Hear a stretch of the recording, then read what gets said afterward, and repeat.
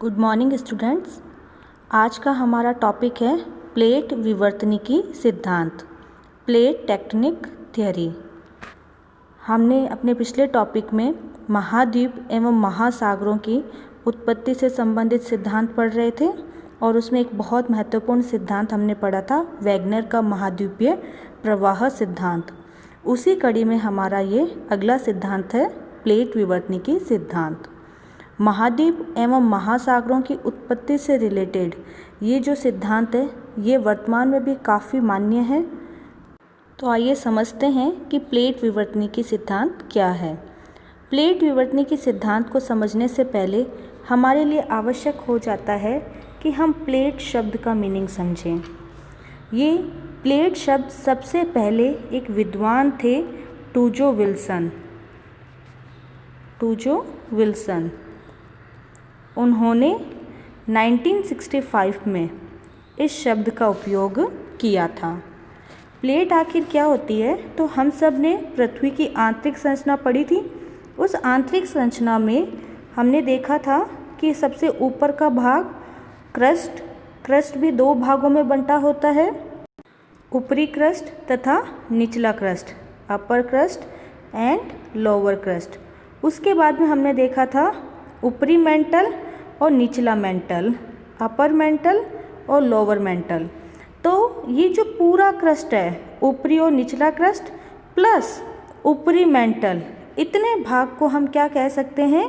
Plate कह सकते हैं। ठीक है। और निचला मेंटल हम सब ने देखा था कि वो क्या होता है? अर्ध जेली जैसी अवस्था में होता है। तो उस अर्ध जेली अवस्था में स्थित होने के कारण इस परत को हम क्या कहते हैं? एस्थेनोस्फेयर परत कहते हैं। तो एस्थेनोस्फेयर परत से ऊपर वाला भाग अर्थात पूरा क्रस्ट और मेंटल का ऊपरी भाग मिलाकर प्लेट कहलाता है।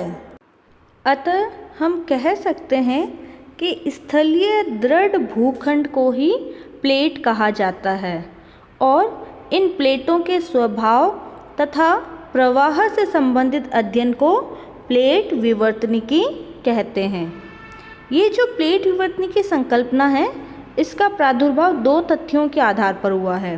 पहला जो हमने पढ़ा था महाद्वीपीय प्रवाह की संकल्पना और दूसरा है सागर नितल के प्रसरण की संकल्पना या सागर तली के प्रसार की संकल्पना, जो कि एक विद्वान थे हैरी हेस, उन्होंने प्रतिपादित की थी।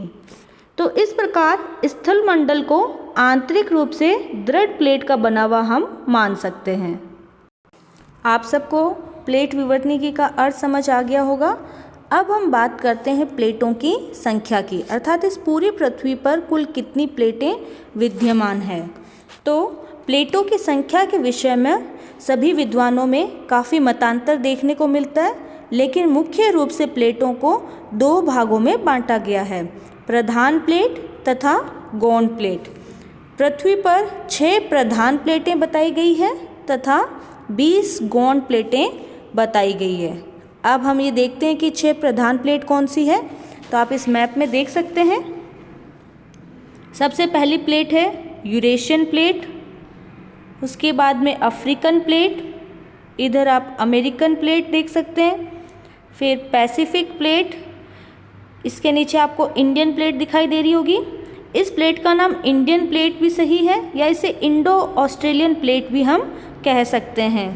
और अंतिम प्लेट है अंटार्कटिका प्लेट। इस प्रकार पूरी पृथ्वी पर हमें कुल 6 प्लेटें दिखाई देती है और कुछ गौण प्लेटें भी हैं। वो गौण प्लेटें जैसे Juan de Fuca plate, Cocos plate, Scotia plate इत्यादि। प्लेट के अर्थ एवं प्लेटों की संख्या के बाद अब हम बात करते हैं प्लेट की विशेषताओं की, कि आखिर ये जो पृथ्वी के ऊपरी भाग में, स्थल मंडल के ऊपरी भाग में जो स्थलीय दृढ़ भूखंड पाए जा रहे हैं, जिन्हें हमने प्लेट नाम दिया है, इनकी क्या विशेषताएं हैं।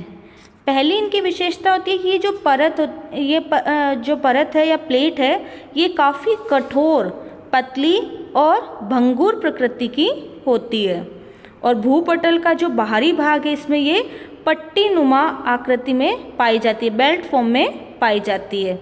ये प्लेटें काफ़ी अस्थिर होती है और इनमें निरंतर गति और परिवर्तन होता रहता है। इनका विस्तार महाद्वीप और महासागर दोनों पर ही पाया जाता है।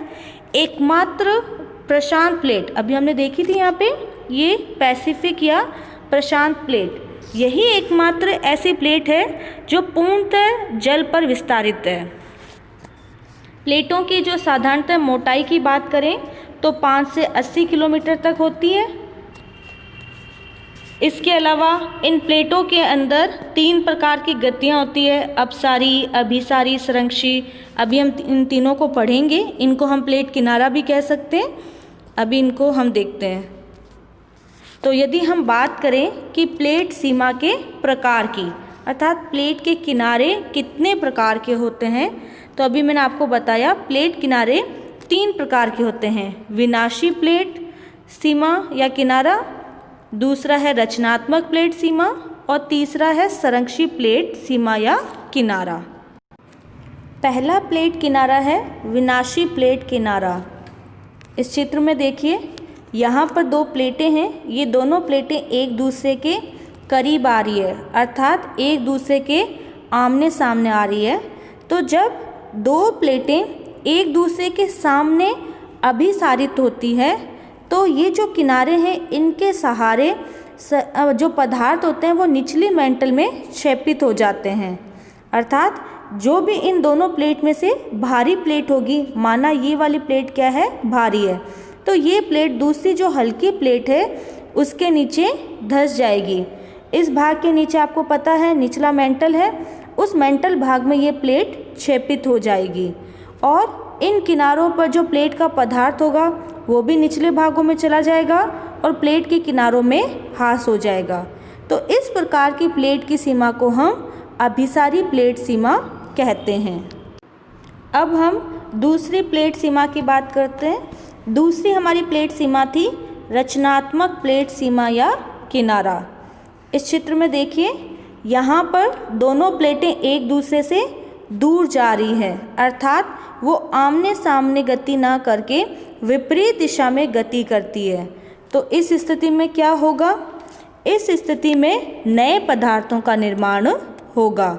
जैसे ही ये दोनों प्लेटें दूर जाएगी, बीच में एक मध्य महासागरीय कटक का निर्माण हो जाएगा। तो इस प्लेट सीमा को हम अपसारी प्लेट सीमा या अपसारी गति कह सकते हैं। इसी गति के कारण से भूकंप, ज्वालामुखी इत्यादि क्रियाएं होती है, मध्य महासागरीय कटक बनता है, भ्रंश घाटी इत्यादि का निर्माण होता है। तीसरी जो प्लेट सीमा है उसका नाम है संरक्षी प्लेट सीमा या किनारा। इसको इस चित्र में हम देखते हैं। आप देखेंगे कि इसमें क्या होता है कि जो दोनों प्लेटें हैं वो एक दूसरे के सहारे आगे पीछे, देखिए ऊपर नीचे गति कर रही है ये दोनों, अर्थात इसमें आमने सामने गति नहीं होती, न ही विपरीत दिशा में गति होती है। दोनों प्लेटें एक दूसरे के सहारे आगे पीछे खिसक सकती है या ऊपर नीचे खिसक सकती है। तो आप देख रहे हैं कि इस गति में न तो तनाव उत्पन्न हो रहा है, न ही संपीड़न उत्पन्न हो रहा है। साथ ही इस गति से न तो भूपटल का विनाश होता है, न ही निर्माण होता है, अपितु संरक्षण प्राप्त होता है। इस प्रकार की जो प्लेट किनारे हैं इससे रूपांतर भ्रंश, ये एग्जाम में प्रश्न बनता है, रूपांतर भ्रंश कौन से किनारों से बनते हैं? संरक्षी प्लेट किनारों से बनते हैं। और इस प्लेट के किनारे न तो कोई क्षय होता है, न ही नई क्रस्ट का निर्माण होता है, इसीलिए इस सीमा को हम शीयर सीमा भी कहते हैं। हमने तीनों प्लेट किनारे देखे। विनाशी प्लेट किनारे जिसमें दोनों प्लेट आमने सामने गति करती है, रचनात्मक प्लेट किनारा जिसमें दोनों प्लेटें विपरीत दिशा में गति करती है, तथा संरक्षी प्लेट किनारा जिसमें दोनों किनारे ऊपर नीचे गति करते हैं। अब हम बात करते हैं प्लेट विवर्तनिकी सिद्धांत के पक्ष में क्या क्या प्रमाण दिए गए हैं। प्लेट विवर्तनिकी सिद्धांत के पक्ष में दिया गया पहला प्रमाण है सागर तली का प्रसरण। सागर नीतल प्रसरण की संकल्पना का प्रतिपादन सबसे पहले प्रिंसटन यूनिवर्सिटी के प्रोफेसर थे हैरी हेस। हैरी हेस ने 1960 में अपना ये संकल्पना दी थी।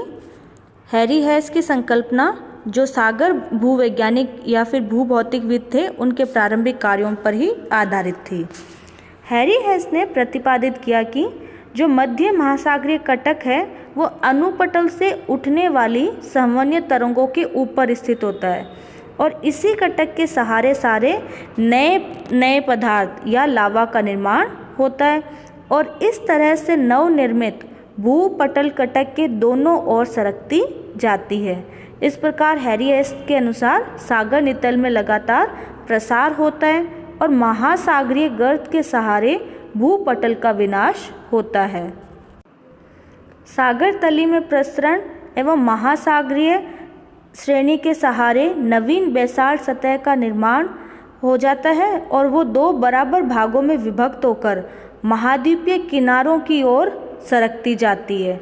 अर्थात ये मध्य महासागरीय कटक है, यहाँ से लावा निकला तो ये लावा लगातार जो नया लावा होगा वो इधर की तरफ स्थित होगा और जैसे जैसे ये पुराना होता जाएगा ये किनारों की तरफ खिसकता जाएगा।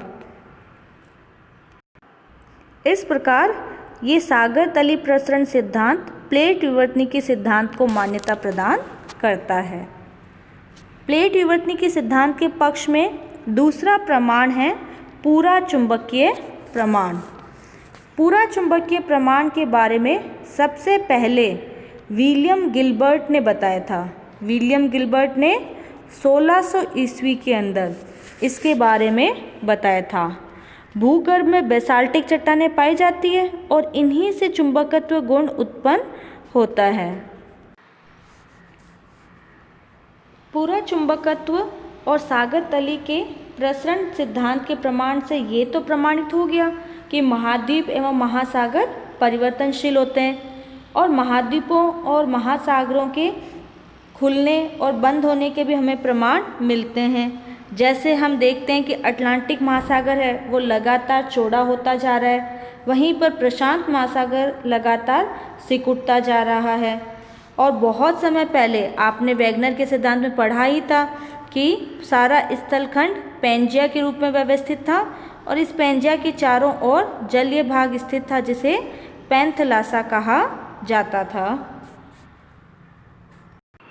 तो वैगनर का महाद्वीपीय विस्थापन सिद्धांत भी प्लेट विवर्तनिकी सिद्धांत का समर्थन करता है। नेक्स्ट प्रमाण है ज्वालामुखी क्रिया एवं भूकंप। प्लेट विवर्तनिकी सिद्धांत इसको भी स्पष्ट करती है। जैसे हम देखते हैं कि यदि दोनों प्लेटें दूर जा रही है तो उनके बीच में तनाव उत्पन्न होगा और मध्य महासागरीय कटक का निर्माण होगा। उसके सहारे ज्वालामुखी विस्फोट की घटना होगी, उस स्थान विशेष पे भूकंप आएगा। यदि दोनों प्लेटें पास आ रही है तो भारी प्लेट हल्की प्लेट के नीचे दब जाएगी और उस स्थान पर ज्वालामुखी और भूकंप की घटना देखने को मिलेगी। नेक्स्ट पॉइंट है हमारा भ्रंश घाटी क्षेत्र। भ्रंश घाटी क्षेत्र अफ्रीका में हमें देखने को मिलता है। यदि आप अफ्रीका का मैप देखेंगे तो इसके पूर्वी भाग में यहाँ पर आप देखेंगे कि बीच में स्वेज नहर है, लाल सागर है और यहाँ पर आपको एक महान भ्रंश घाटी देखने को मिलेगी। तो इस पूर्वी अफ्रीका में पाई जाने वाली महान भ्रंश घाटी लगभग 4800 किलोमीटर की लंबाई में फैली हुई है। पूर्वी अफ्रीका का किलिमंजारो पर्वत और विक्टोरिया झील को छोड़कर सभी झीलें इसी दरार घाटी में स्थित है, जैसे कि टंगानिका, रुडोल्फ, न्यासा, लाल सागर, मृत सागर इत्यादि। तो ये भी स्पष्ट करता है कि ये क्रिया प्लेट विवर्तनिकी के कारण ही संभव हुई है। प्लेट विवर्तनिकी के माध्यम से हम पर्वतों की उत्पत्ति को भी समझा सकते हैं। आपका एक टॉपिक भी आएगा पर्वतों की उत्पत्ति प्लेट विवर्तनिकी सिद्धांत के अनुसार और कोबर के सिद्धांत के अनुसार, तब हम इस टॉपिक को और डिटेल में पढ़ेंगे। अभी फ़िलहाल इतना समझ लीजिए कि जब भी दो प्लेटें पास आती हैं या दूर जाती है तो उनके कारण भी पर्वतों का निर्माण होता है। जैसे नॉर्थ अमेरिका है। नॉर्थ अमेरिका के इधर की तरफ आपको ध्यान है प्रशांत प्लेट है और ये अमेरिकन प्लेट है। जब ये पास आते हैं तो यहाँ किनारों पर उत्तरी अमेरिका में रॉकी पर्वत और दक्षिणी अमेरिका में एंडीज पर्वतों का निर्माण होता है। अब हम बात करते हैं प्लेट विवर्तनिकी सिद्धांत के मूल्यांकन की। यद्यपि यह सिद्धांत वर्तमान समय में बहुत अधिक प्रचलित है और इसके विश्वसनीय प्रमाण भी सामने आते हैं, लेकिन फिर भी इस सिद्धांत में कुछ कमियां देखने को मिलती है। जैसे ज्वालामुखी का वितरण प्लेट सीमाओं पर बताए गए, लेकिन यदि महाद्वीपों के मध्य भाग में भी हम देखते हैं कि कई ज्वालामुखी देखने को मिलते हैं, उनका कारण प्लेट विवर्तनिकी सिद्धांत नहीं समझा पाता है। वहीं पर भूकंप के क्षेत्र सब जगह समान गहराई में नहीं है, कहीं पर उथले हैं तो कहीं पर गहरे हैं। पर्वतों की जो निर्माण प्रक्रिया है इसके बारे में भी मतभेद है। कुछ ऐसे पर्वत जैसे दक्षिणी अफ्रीका में ड्रकेन्सबर्ग पर्वत, अर्जेंटीना के पर्वत, इनके बारे में प्लेट विवर्तनिकी सिद्धांत सही तरीके से व्याख्या नहीं कर पाता है। साथ ही इस सिद्धांत के अनुसार महाद्वीपों के प्रसार गति 1 से 10 सेंटीमीटर प्रति वर्ष बताई गई है, जो कि स्पष्ट नहीं है। इस प्रकार हम देखते हैं कि प्लेट विवर्तनिकी सिद्धांत की कुछ बिंदुओं के आधार पर आलोचना की गई है, लेकिन ये भी सत्य है कि वर्तमान में ये एक महत्वपूर्ण सिद्धांत है और काफ़ी अधिक इसके संबंध में प्रमाण उपलब्ध है। धन्यवाद।